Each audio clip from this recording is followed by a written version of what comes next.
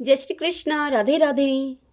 भगतजनों, आमल की एकादशी का व्रत इस बार 3 मार्च 2023 को किया जाएगा। इस दिन आंवले के पेड़ की पूजा का विशेष महत्व है। एकादशी पर रात्रि जागरण करने से श्री हरि बेहद प्रसन्न होते हैं। हर एकादशी का अपना महत्व और लाभ है। कहते हैं कि आमल की एकादशी व्रत के प्रभाव से साधक जन्म मरण के बंधन से मुक्ति पाकर विष्णु लोक को प्राप्त होता है। इस एकादशी वाले दिन स्वयं भगवान विष्णु मां लक्ष्मी जी के साथ आंवले के वृक्ष पर निवास करते हैं। यही कारण है कि इस दिन आंवल के वृक्ष का पूजन और परिक्रमा करने से लक्ष्मी नारायण भगवान प्रसन्न होते हैं, जिससे कि साधक की धन दौलत में बढ़ोतरी होती है और उसे समस्त पापों से मुक्ति मिलती है। आज मैं आपके समक्ष आंवल की एकादशी की व्रत कथा और पूजा की विधि प्रस्तुत कर रही हूँ। आंवल की एकादशी में आंवले का विशेष महत्व है। पूजन से लेकर भोजन तक हर कार्य में आंवले का उपयोग होता है। इस दिन सुबह उठकर भगवान विष्णु का ध्यान करके इस व्रत का संकल्प करना चाहिए। व्रत का संकल्प कर लेने के पश्चात स्नान आदि से निवृत्त होकर भगवान विष्णु की पूजा करना चाहिए।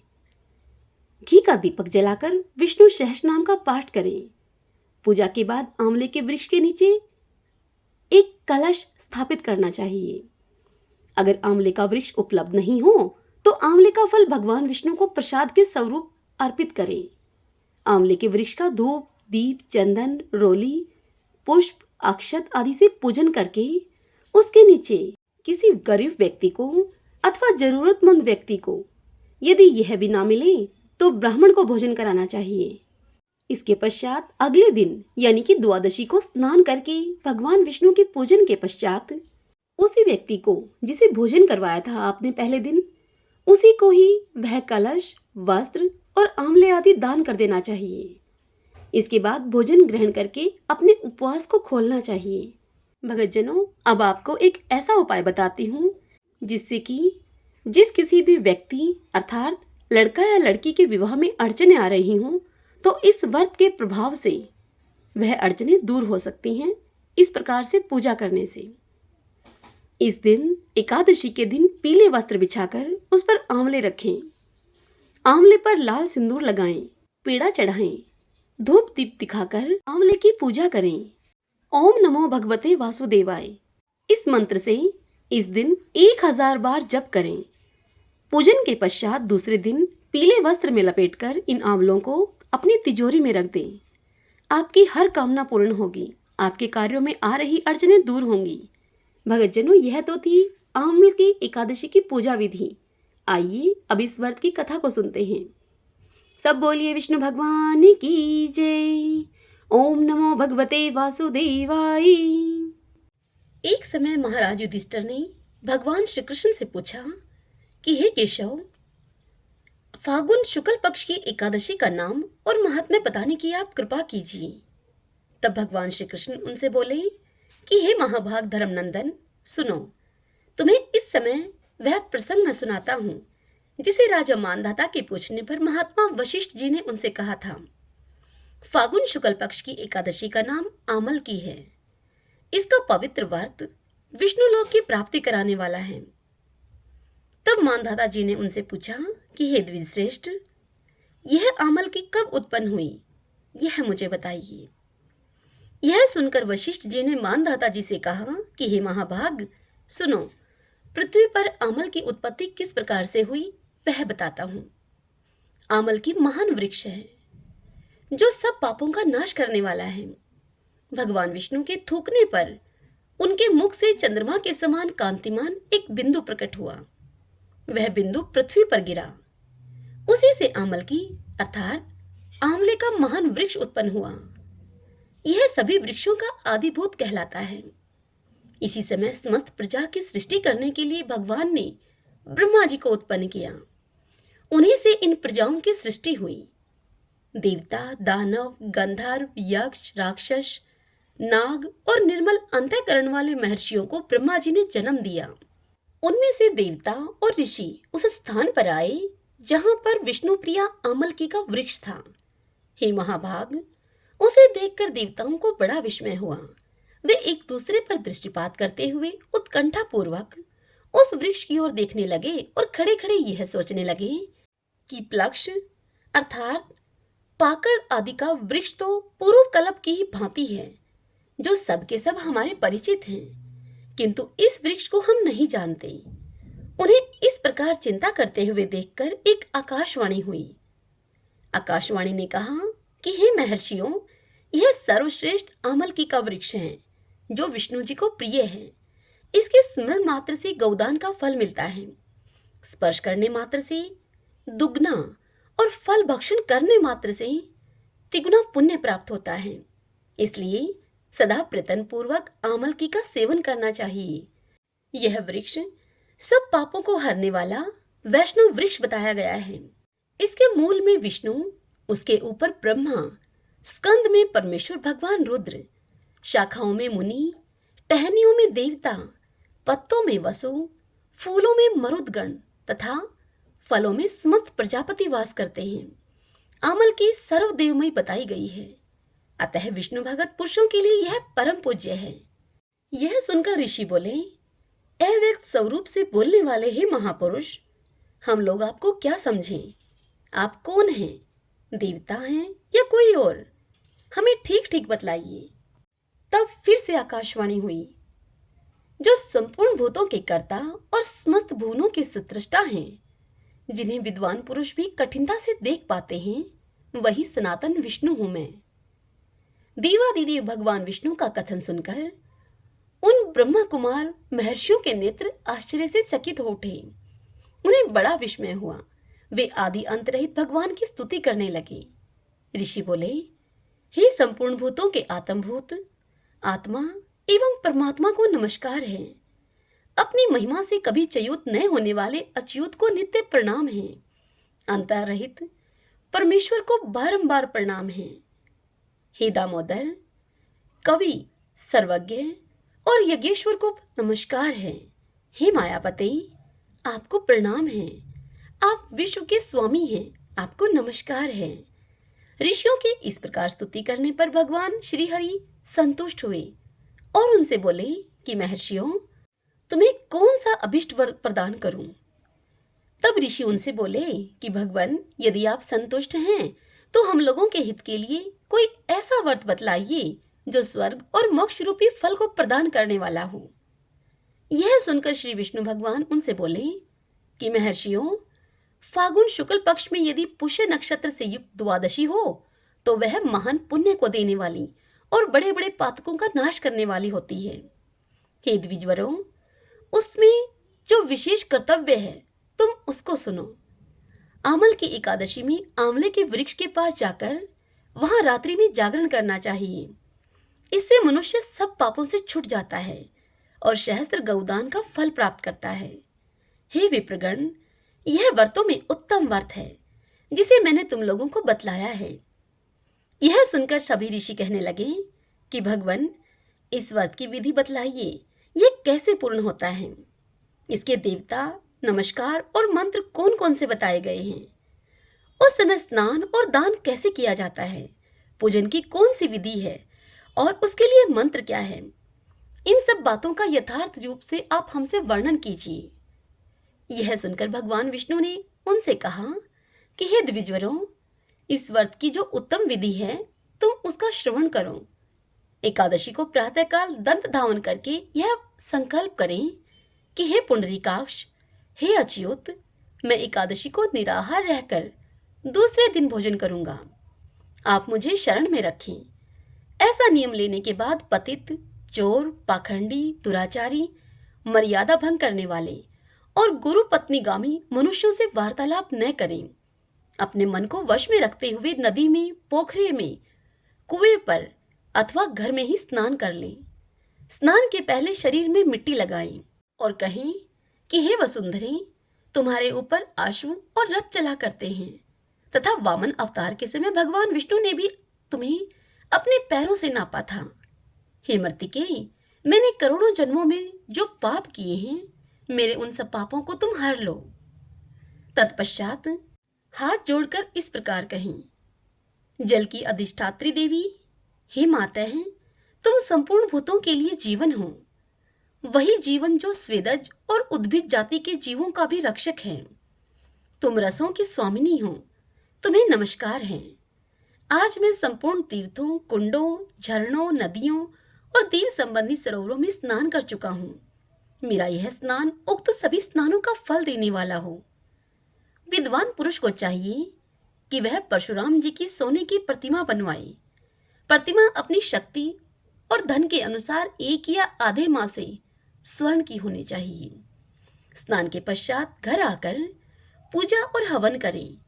इसके बाद सब प्रकार की सामग्री लेकर आंवले के वृक्ष के पास जाएं। वहां वृक्ष के चारों ओर की जमीन झाड़ बुहार कर लीप पोत कर शुद्ध कर लें।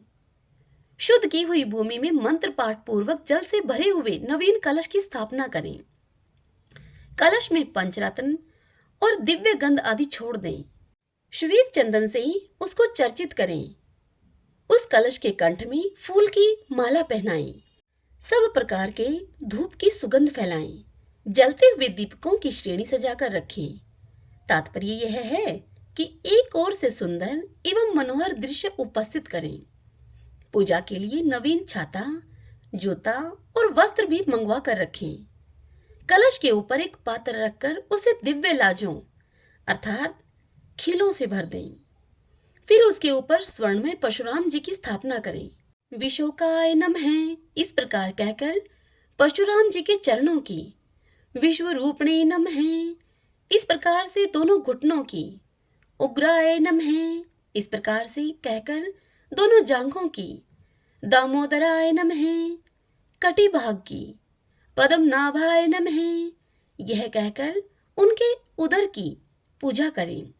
श्री वत्सधारिणे नमः इस प्रकार कहकर वक्षस्थल की, चक्रणे नमः यह कहकर बाईं बाह की, गदिने नमः इस प्रकार कहकर दाहिनी बाह की, बैकुंठाय नमः इस प्रकार से कहकर कंठ की, यज्ञमुखाय नमः यह कहकर उनके मुख की, विशोक निधिये नमः यह कहकर उनकी नासिका की, वासुदेवाय नमः यह कहकर उनके नेत्रों की, वामनाय नमः यह कहकर उनके ललाट की, सर्वात्मने नमः इस प्रकार से संपूर्ण अंगों तथा मस्तक की पूजा करें। ये ही पूजा के मंत्र हैं। तदंतर भक्ति युक्त चित्त से शुद्ध फल के द्वारा देवादिदेव परशुराम जी को अर्घ्य प्रदान करें। अर्घ्य प्रदान करते समय प्रभु से ऐसा कहें, हे देवेश्वर, हे जमद अग्निनंदन, श्री विष्णु स्वरूप हे परशुराम जी, आपको नमस्कार है, नमस्कार है। आंवले के फल के साथ दिया हुआ मेरा यह अर्घ आप ग्रहण कीजिए। तदंतर भक्ति युक्त चित्त से जागरण करें।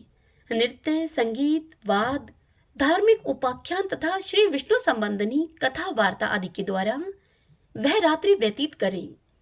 उसके बाद भगवान विष्णु के नाम ले लेकर आमल की वृक्ष की परिक्रमा 108 या 28 बार करें।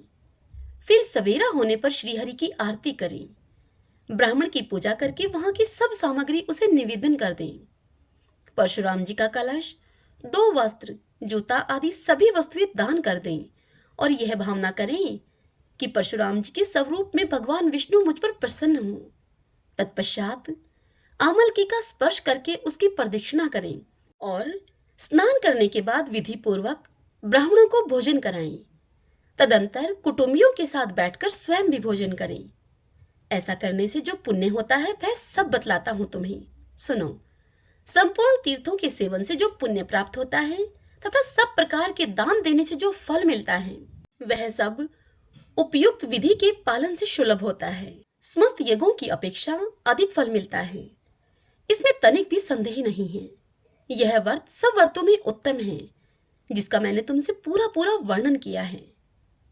यह सुनकर वशिष्ठ जी कहते हैं कि महाराज, इतना कहकर देव देवेश्वर भगवान विष्णु वहीं पर अंतर्ध्यान हो गए।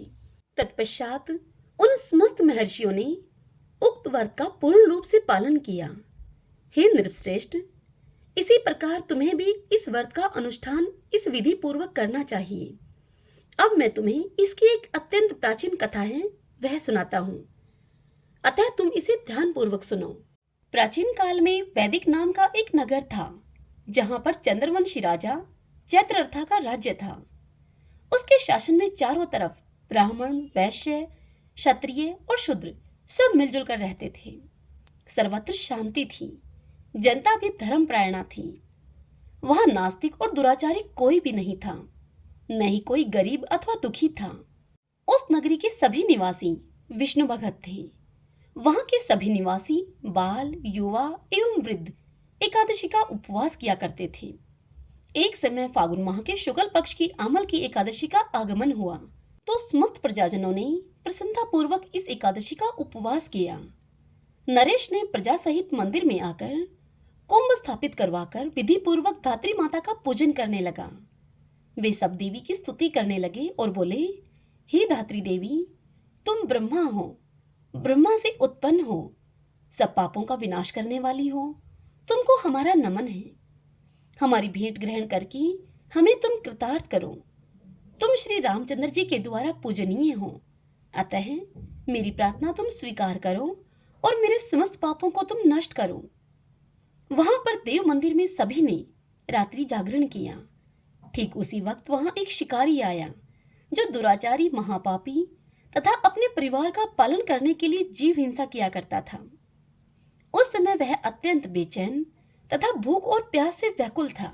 भोजन प्राप्त होने की आशा को लेकर वह मंदिर के एक कोने में जा बैठा। उसने भूख प्यास भूलकर वहां पर हो रहे विष्णु भगवान की कथा और भजन कीर्तन सुनने में मगन होकर अपनी सारी रात्रि जाग कर बिता दी। प्रातःकाल होते ही जब सब अपने अपने घर को चले गए, तब वह शिकारी भी अपने घर को लौट आया और आकर वह भोजन करने लगा। कुछ समय के पश्चात ही उसकी मृत्यु हो गई। और आमल की एकादशी में रात्रि जागरण और प्रभु भजन कीर्तन श्रवण करने के पुण्य प्रभाव से उसका जन्म एक राजा के यहाँ हुआ। उसका नाम बसुरथ रखा गया। बड़ा होने पर वह अपने पिता के राज्य का राजा बना। वह चतुरंगिनी सेना का भी प्रधान बनकर 10,000 ग्रामों पर शासन करने लगा।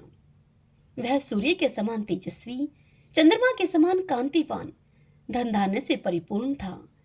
विष्णु भगवान की तरह वीर, गंभीर बना और पृथ्वी के समान क्षमाशील था। वह अत्यंत सत्यवादी, कर्मवीर तथा प्रभु भगत था। वह प्रतिदिन दान देता था और प्रजा का पुत्रवत पालन किया करता था।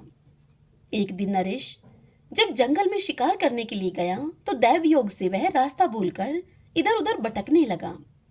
अंत में वह थककर अशोक के वृक्ष के नीचे विश्राम अवस्था में निद्रा में लीन हो गया। उसी समय कुछ पहाड़ी डाकू वहां पर आ पहुंचे। डाकुओं के सरदार ने जब राजा को निद्रा में लीन देखा, तो वे सब मारो मारो बोलते हुए सभी राजा पर टूट पड़े। वह डाकू कहने लगा कि इस दुष्ट राजा ने मेरे बंधु बांधुओं, माता पिता तथा परिवारजनों और संबंधियों को मार डाला था और मुझे राज्य से निष्कासित कर दिया था। अतः इस राजा को अब हमें अवश्य मार देना चाहिए। ऐसा बोलकर वह अपने सभी साथी डाकुओं के सहित राजा पर अस्त्र शस्त्र से प्रहार करने लगा, परंतु उनके सारे प्रहार फूल के समान गिर गिर कर समाप्त होने लगे। डाकुओं के अस्त्र शस्त्र उलटकर डाकुओं पर ही वार करने लगे। अब वे सब डाकू मूर्छित होकर गिर पड़े। उसी अवस्था में राजा के सुप्त शरीर से एक अत्यंत दिव्य देवी प्रकट हुई। वह अत्यंत ही रूपवती तथा सुंदर एवं अलौकिक वस्त्र आभूषणों से सुसज्जित थी। उसकी भ्रकुटियां तिरछी और उसके नेत्र अंगार के समान दहक रहे थे। वह स्वयं महाकाल ही प्रतीत होती थी। उस देवी ने अपने अस्त्रों के प्रहार से समस्त डाकुओं को मौत की नींद सुला दिया। कुछ समय के पश्चात जब राजा की निद्रा टूटी, तो वह वहां पर उन डाकुओं को मृत देखकर अत्यंत चकित हुआ और सोचने लगा कि किसने इन डाकुओं को मारकर मेरी रक्षा की है। कौन मेरा हितैषी यहाँ पैदा हो गया है और मेरे प्राणों की उसने रक्षा की है। जब वह राजा ऐसा विचार कर रहा था, तभी वहां एक आकाशवाणी हुई। आकाशवाणी ने कहा कि हे नरेश, इस संसार में विष्णु भगवान के अलावा तेरा और कौन रक्षक हो सकता है। स्वयं प्रभु ने तुम्हारी रक्षा की है। आकाशवाणी को सुनकर राजा प्रसन्नचित हो गया और अपने महल में वापस आकर सुखपूर्वक से रहने लगा। तथा राजगाद चलाने लगा। इस कथा को आगे सुनाते हुए महर्षि वशिष्ठ जी राजा मानधाता से कहते हैं कि हे नरेश, यह सब आमल की एकादशी के पुण्य प्रभाव से ही संभव हुआ है। इस एकादशी का उपवास करने वाले सदैव ही अपने कार्य में सफलता पाते हैं और देहवसान के पश्चात अंत में विष्णु धाम को जाते हैं। इस प्रकार तुम्हें भी इस व्रत का अनुष्ठान करना चाहिए। भगवान श्री कृष्ण इस कथा को सुनाते हुए युधिष्ठिर से कहते हैं कि हे युधिष्ठिर, यह दुर्दर्श व्रत मनुष्य को सब पापों से मुक्त करने वाला है। सब बोलिए विष्णु भगवान की जय। ओम नमो भगवते वासुदेवाय। आशा है कि आपको यह कथा सुनने में आनंद आया होगा। यदि ऐसा हो तो इस वीडियो को आप लाइक करें और कमेंट बॉक्स में विष्णु भगवान की जय लिखिएगा। जय श्री कृष्णा। राधे राधे।